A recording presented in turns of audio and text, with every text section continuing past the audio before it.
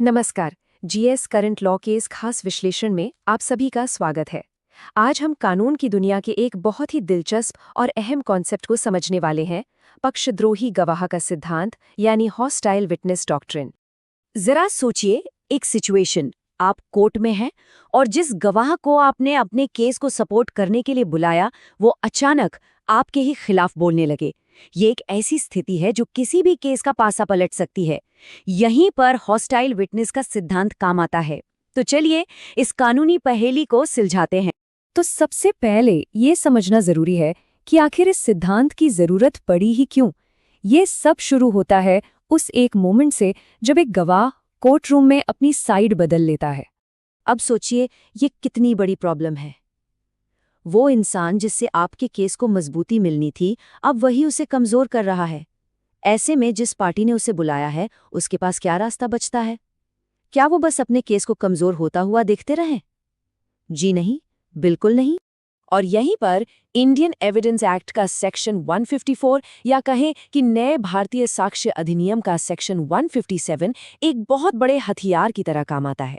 ये कानून उस पार्टी को ये अधिकार देता है कि वो कोर्ट की इजाजत लेकर अपने ही गवाह से जिरहा यानी कि क्रॉस एग्जामिन कर सकें। और इसके पीछे का आइडिया बड़ा सिंपल है, सच सामने आना चाहिए। अच्छा, तो अब सवाल ये उठता है कि किसी गवाह को हॉस्टाइल या पक्षद्रोही कब माना जाता है। ये शब्द सुनने में तो बहुत आता है, लेकिन इसका कानूनी मतलब काफी साफ और तय है। देखिए, एक मजेदार बात यह है कि कानून में हॉस्टाइल विटनेस जैसा शब्द सीधे तौर पर कहीं लिखा ही नहीं है।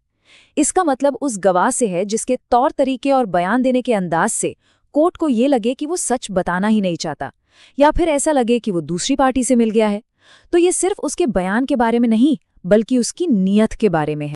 और ये स्लाइड बहुत जरूरी है क्योंकि ये सबसे कॉमन गलतफहमियों को दूर करती है। सिर्फ इसलिए कि किसी गवाह का बयान आपके केस के हक में नहीं है या वो गोलमोल जवाब दे रहा है, वो अपने आप हॉस्टाइल नहीं हो जाता। उसे हॉस्टाइल तब माना जाता है जब वो अपने पहले दिए हुए बयान से पूरी तरह पलट जाए या कोर्ट को लगे कि वो जानबूझकर सच पर पर्दा डाल रहा है। तो चलिए अब इस पूरी पिक्चर में जज के रोल को समझते हैं, जो कि बहुत ही अहम है क्योंकि सारी शक्ति उन्हीं के हाथ में है।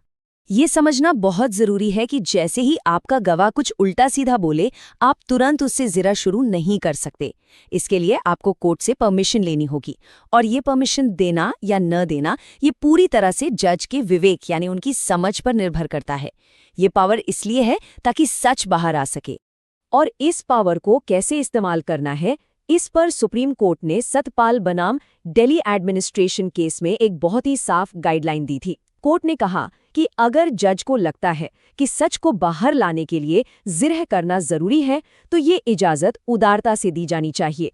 तो जैसे ही कोर्ट किसी गवाह को हॉस्टाइल डिक्लेयर करने की परमिशन देता है, वकील के हाथ में कह सकते हैं कुछ बहुत पावरफुल टूल्स आ जाते हैं। वो लीडिंग क्वेश्चंस पूछ सकते हैं, मतलब ऐसे सवाल जिनमें जवाब का हिंट हो।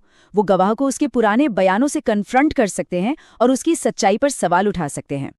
और अब आता है सबसे बड़ा, सबसे जरूरी सवाल। अगर किसी गवाह को हॉस्टाइल मान लिया गया है, तो क्या उसकी कही हर बात, उसकी पूरी गवाही बेकार हो जाती है? क्या उसे सीधे सीधे फेंक दिया जाता है? और इसका सीधा और साफ जवाब है बिल्कुल नहीं। ये एक बहुत बड़ी गलतफहमी है कि हॉस्टाइल विटनेस की गवाही की कोई वैल्यू नहीं होती। ऐसा बिल्कुल नहीं है। उसका बयान रिकॉर्ड का हिस्सा बना रहता है। तो फिर अदालत करती क्या है?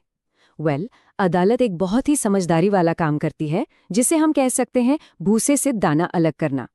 जज उस गवाह की पूरी गवाही को बहुत ध्यान से परखते हैं। वो बयान के उन हिस्सों को मान सकते हैं जो उन्हें भरोसे के लायक लगते हैं, खासकर तब जब उन बातों को केस के दूसरे सबूतों से सपोर्ट मिल रहा हो। और ये कोई नई बात नहीं है। सुप्रीम कोर्ट ने अपने कई बड़े फैसलों में इस बात को बार बार दोहराया है। रविंद्र कुमार डे केस हो या रमेश हरिजन केस, कोर्ट ने हमेशा यही कहा है कि एक हॉस्टाइल विटनेस के बयान के भरोसेमंद हिस्से को अगर दूसरे सबूतों से पुष्टि मिलती है, तो उसे न सिर्फ माना जा सकता है, बल्कि उसके आधार पर किसी को सजा भी दी जा सकती है। तो आज की इस पूरी बातचीत का निचोड़ क्या है? निचोड़ ये है कि हॉस्टाइल विटनेस का सिद्धांत सिर्फ किसी गवाह को झूठा साबित करने का एक तरीका नहीं है। इसका असली मकसद है कोर्ट की मदद करना ताकि वो सच तक पहुंच सके, चाहे रास्ता कितना भी घुमावदार क्यों न हो। ये न्याय की तलाश का एक बहुत जरूरी हिस्सा है। और आखिर में बस एक सवाल पर सोचते हैं, जब एक बयान पर भरोसा नहीं किया जा सकता तो उसमें से सच के टुकड़ों को ढूंढ निकालना अदालत के लिए कितनी बड़ी चुनौती होती है। ये सवाल ही इस पूरे सिद्धांत की अहमियत बताता है। हमारे साथ जुड़ने के लिए धन्यवाद।